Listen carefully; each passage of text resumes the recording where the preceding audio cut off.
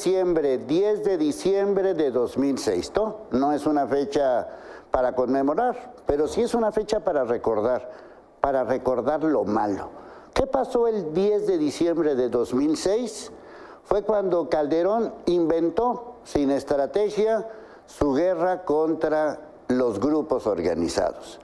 Curiosamente, cuando empezó esa disqueguerra, Calderón empezó pues estas acciones en Michoacán precisamente por combatir a la llamada familia Michoacán.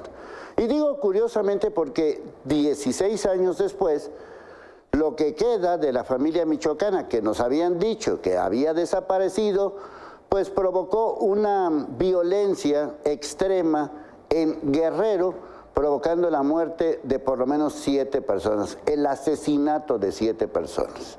El caso es que en numeritos, estos 16 años, lo único que han traído son por lo menos 400,000 homicidios dolosos, por lo menos, según las cifras oficiales, 400,000 homicidios dolosos.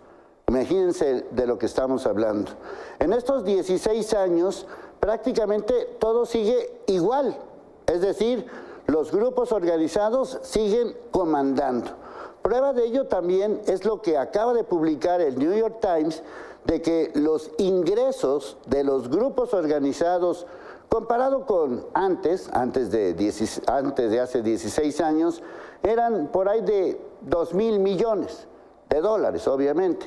Ahora son decenas, no dicen la cifra, pero son decenas de miles de millones. Es decir, tampoco ha habido ahí ningún avance.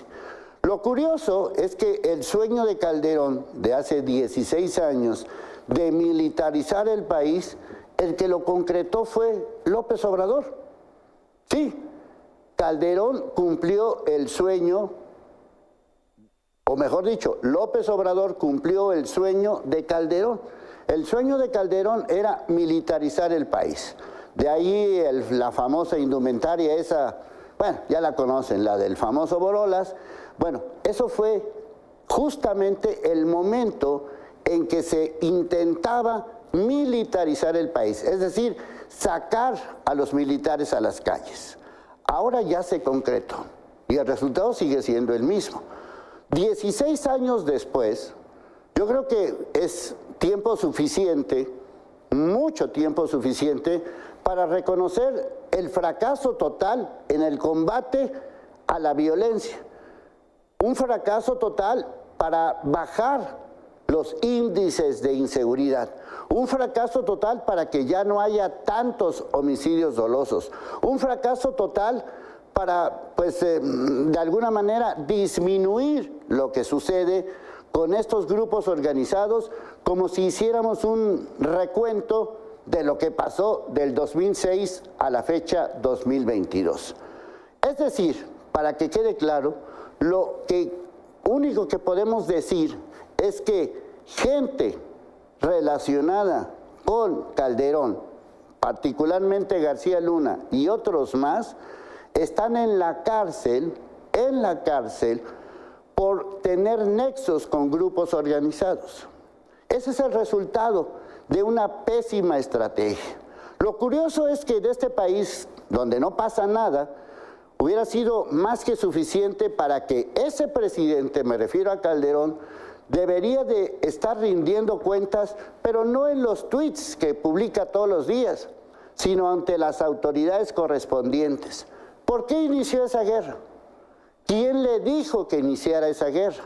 ¿Cuál era la estrategia? ¿Cuáles fueron los resultados? ¿Qué se ganó?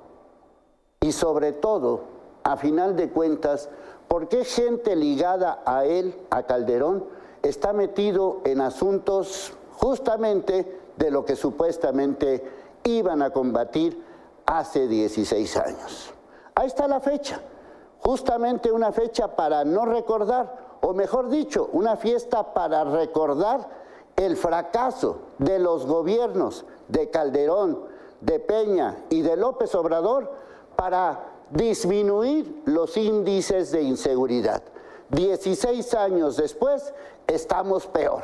16 años después nos sentimos más inseguros.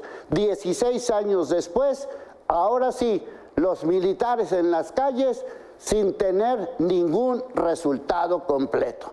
16 años de un fracaso total y los culpables como si nada. Ahí les voy.